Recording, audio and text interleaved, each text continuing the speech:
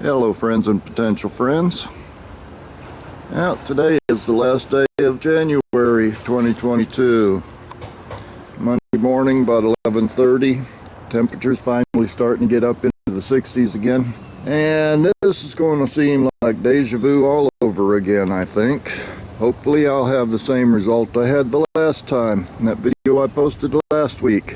But you see, I made a big mistake last week, and a lot of people paid for it.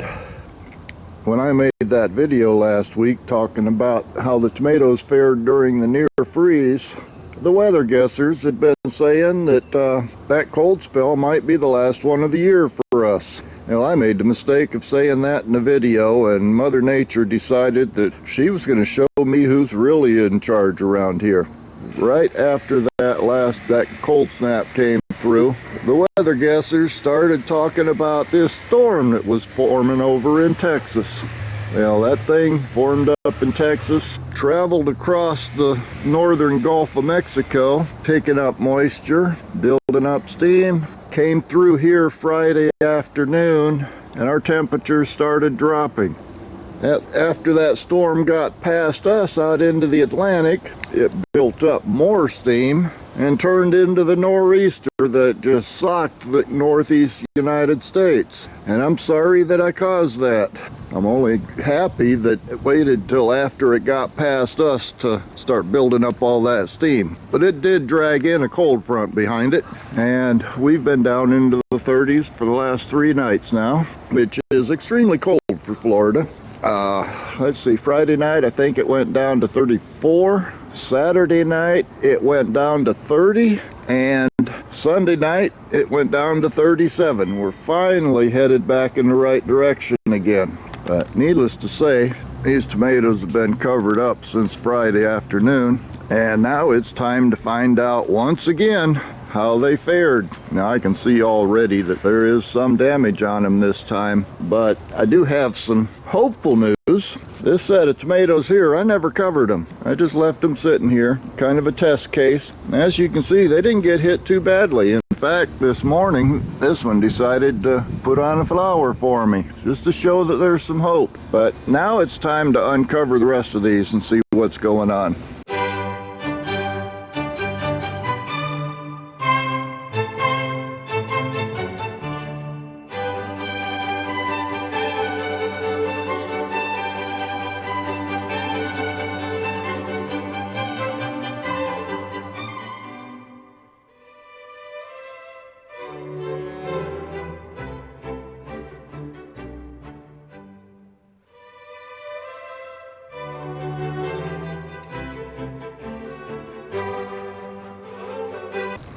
Okay, we'll find out together.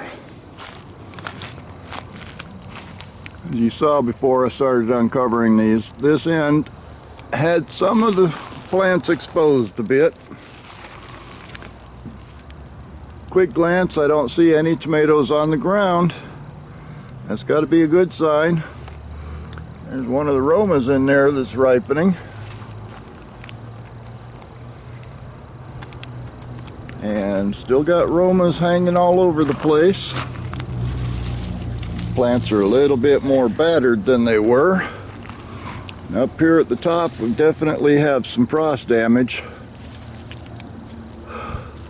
It only seems to be around the top, the parts that were exposed. A couple more Romas down there starting to ripen. And as we walk around the end, these leaves here were exposed a bit, and they took a hit. But the plant itself seems to be okay overall. These are the Mule Team tomatoes. We do still have some of them hanging over here. There's another one that kind of got some damage. I'll probably have to take that part off. Praxis Cherry has, well, a couple of them fell off. See, that's the part that worries me.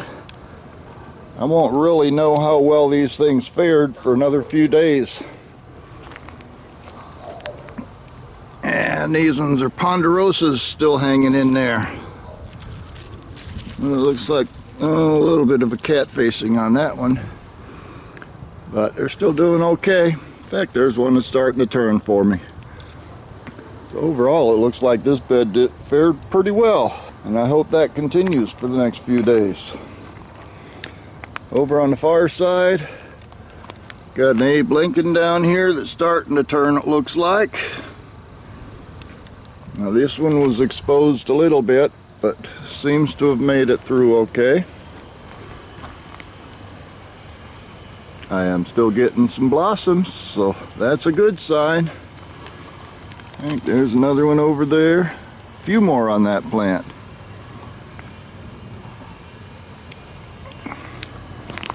And as we walk around here, there's another brandywine. Now this one was completely outside of the sheet. Doesn't look real good as far as the plant goes, but it's got a nice tomato on there. And it looks like it's just starting to turn a little bit.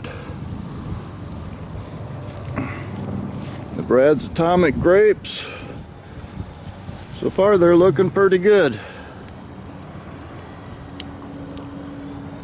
But they still aren't turning. I don't know, those things sure are taking a long time to turn. But I think once again it looks like I dodged the bullet. And those tomatoes might keep on going. I'll be keeping a close eye on them for the next few days especially. Cold weather crops, well, the eggplants kind of got a little bit of hurt, at least that one. The other three plants look good. Kohlrabies, I don't think they even noticed the cold weather. And we did officially get down to freezing. In fact, according to the weather guessers, the freeze warning went all the way down to Miami. And that is very unusual. I understand there was iguanas falling out of the trees down there. Kale and the collard, well, UV index has already been up to 5 today, so they're kind of drooping from the UV. But other than that, looks like they made it through just fine. Same thing on the asparagus. They're doing good. I see a little bit of yellowing here and there, but not a lot. The radishes over there and the onions, they're doing okay. Elephant garlic is doing pretty good. This other kohlrabi hanging around a little bit because of the UV, but other than that, it's doing pretty good. Pineapples made it through just fine. And let's look a little bit in the mini orchard, mainly because I want to make sure that this avocado's survived. And it looks like it's in pretty good shape. I guess maybe it's sheltered a little bit here, but that one I was worried about, because I don't usually get avocados to survive the winter around here. Ponderosa over in the shade, still doing good. Loquat, another lemon. Papayas, the guava. Looks like that pomegranate has dropped a lot of leaves. Hopefully that will come back. But again, I'll just have to keep an eye on it for the next few days. And my other papaya is still doing okay. Big one still has some fruit on it up there. I don't know how long that's going to last, but it's good to see it up there. Yeah, some of the leaves look pretty bad, but they just keep dying off from the bottom up anyway. There's one of my figs. I'm surprised to see it's still got a couple of leaves hanging on there. Oh, and there's my gardening buddy. And yes, I did take him in Saturday night. He wasn't particularly thrilled with it, but he spent the night inside during the coldest night of this 3-day stretch. And then yesterday morning, as soon as I opened the back door, he was back outside. But he's doing good. He's got a nice fur coat too. There's my little fig tree back there. Poor thing's only about 1.5 feet tall. It's had a rough life. The ponderosa lemon, looks like that other pomegranate is in bad shape, but the blueberries still have leaves on them. And there's still a little bit of sugar cane back here, and the moringa still has leaves. So I guess I can't complain about that too much. All in all, I must say it looks like I did pretty good this time around.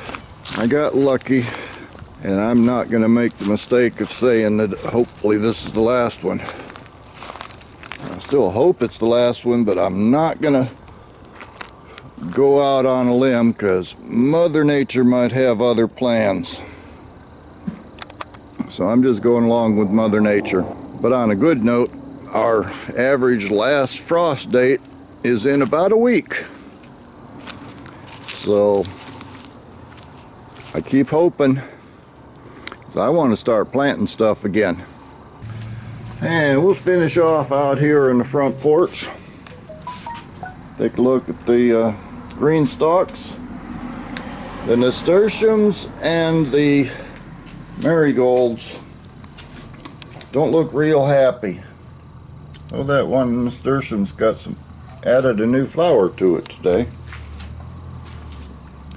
Most of this is empty because my strawberries are starting to put out runners.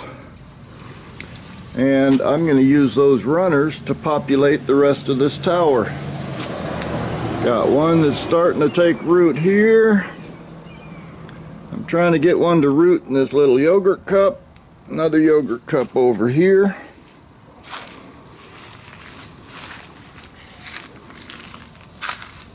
And I thought I saw one more that was sending out a runner, but right offhand I'm not seeing it. The other tower, well, the cabbage did okay. That's not surprising though. The lettuce down there is doing fine, although some of it is starting to get a little bit bitter. And that mint down at the bottom looks pretty sad. But I don't think I've found a way to kill mint yet, so more than likely that's going to make a comeback. Now I just want to start putting more seeds in the ground and get ready for spring. So let me put this away and I'll see you on the next one.